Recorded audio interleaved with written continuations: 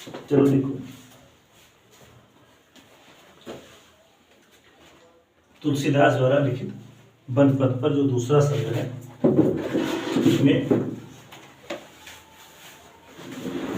इसमें उस समय का वर्णन किया गया पहले वाले पैराग्राफ में कि जब राम जी सीता लक्ष्मण वन को जा रहे थे, खूब ध्यान से समझिएगा, वन को जा रहे थे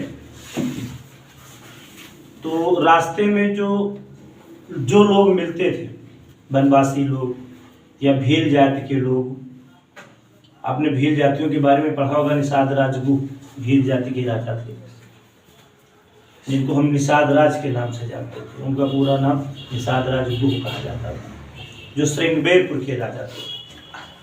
तो जंगल में जो रहने वाले लोग थे, नर नारी, जो कोई भी रास्ते में मिलता, जब राम जी को, सीता लक्ष्मण, इन लोगों को वन के रास्ते पर जाते हुए जब देखते थे तो वह सब आपस में बातचीत कर रहे हैं।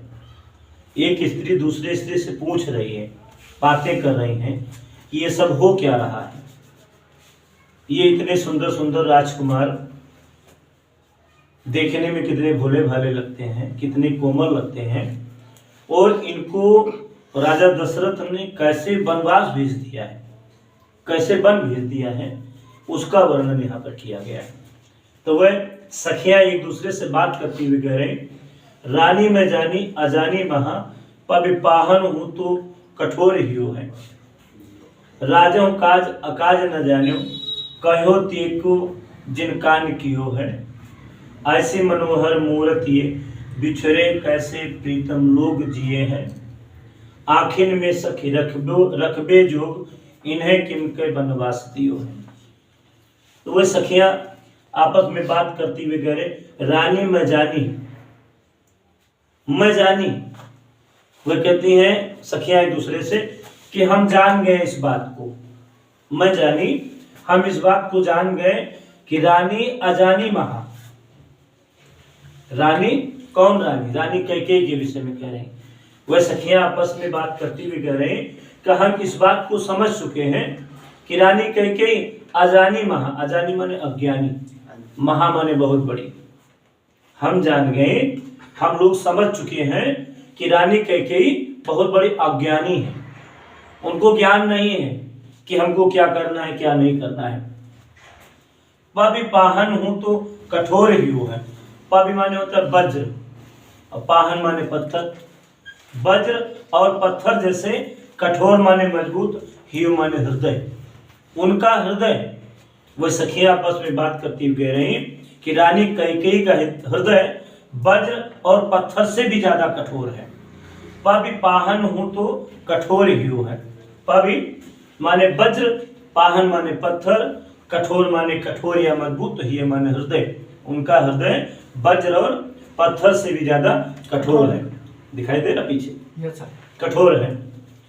उसके बाद राजा दशरथ की ओर संकेत करती हुई कह रही कि राजो काज अकाज न जानो।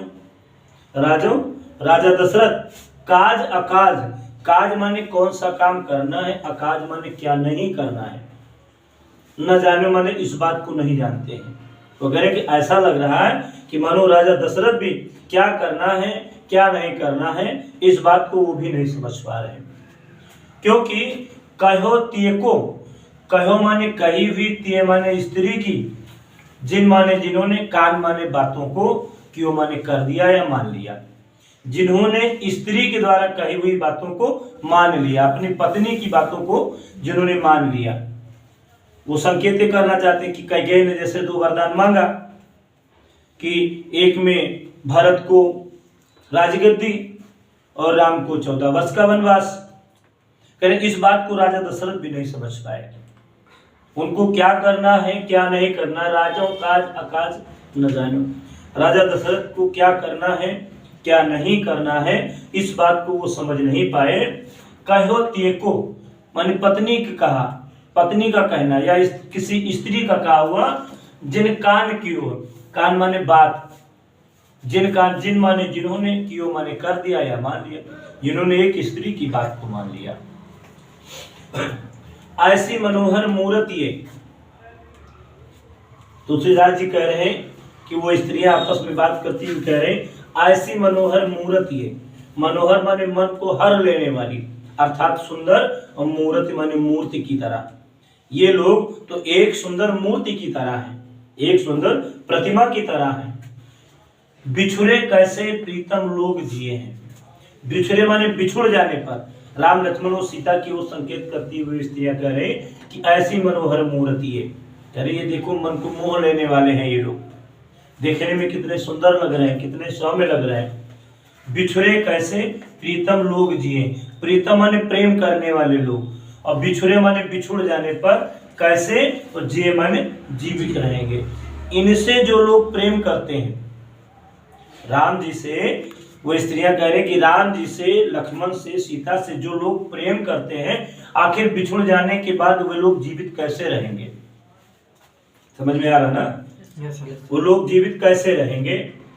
फिर आगे वो स्त्रियां बात करती हुई कह रही कि आखिर में सखी, हे सखी, आखिर में रखबो जोग, आखिर में रखबो माने आंखों में रख लेने योग्य, जोग माने योग्य।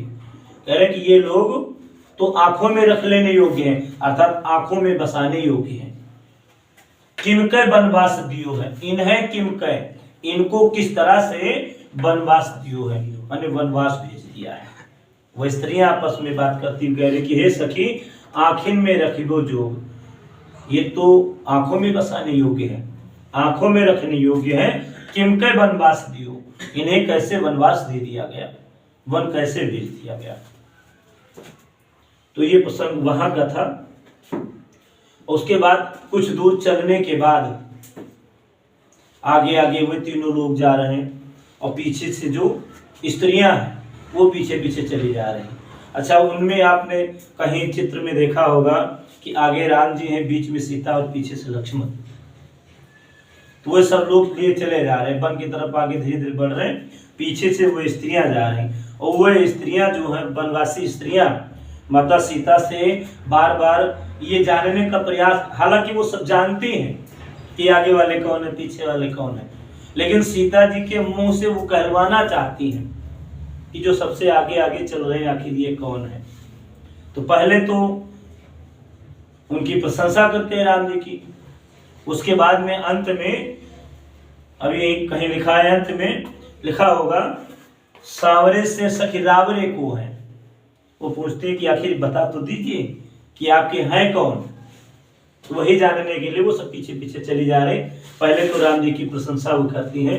शीश जटा माने सिर पर, शीश माने सिर पर, जटा माने जटाओं को धारण करने वाले, सिर पर जटाओं को धारण करने वाले।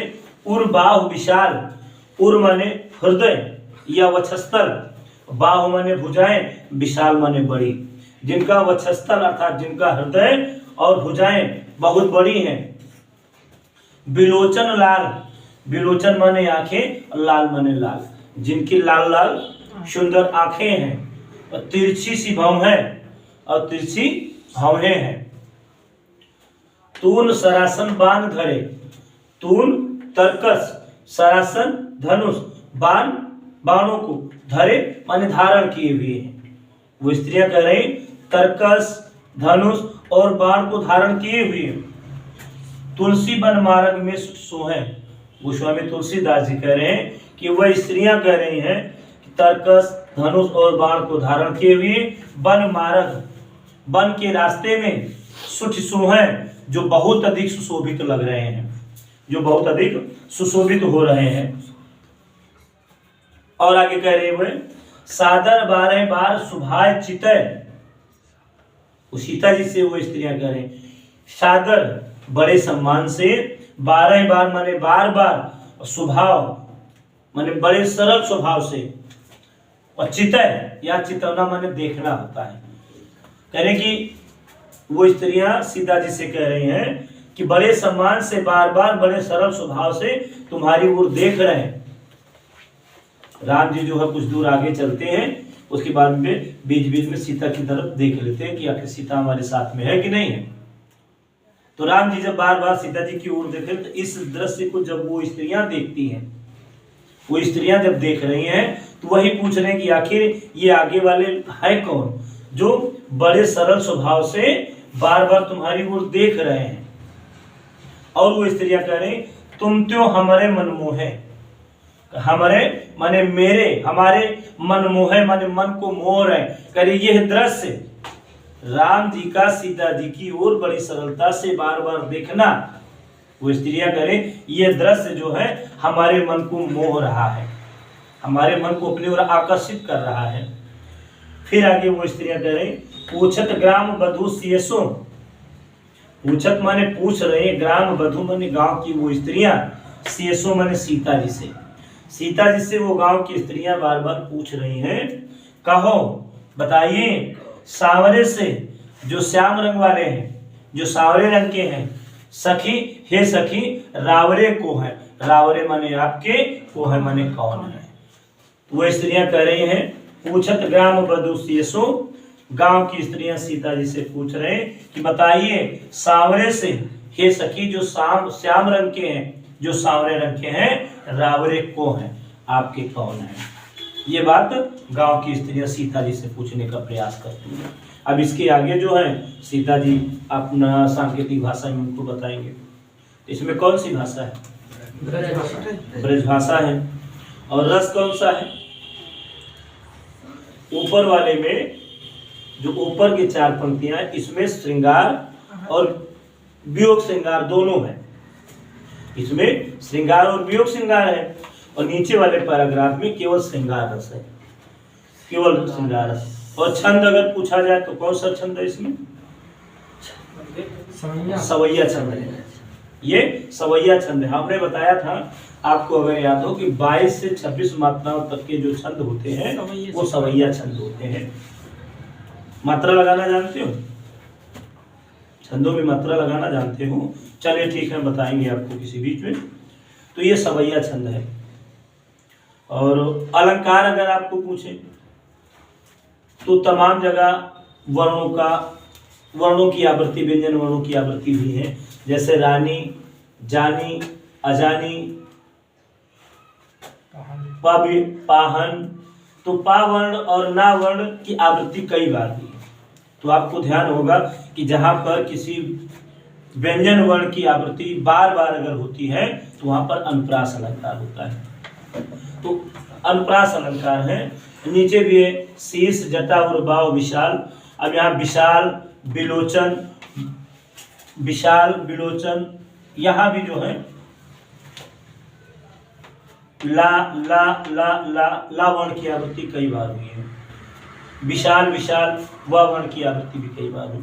तो सब ज्यादातर दोनों में जो अनुप्रास अलंकार है, बस इसको देखिए।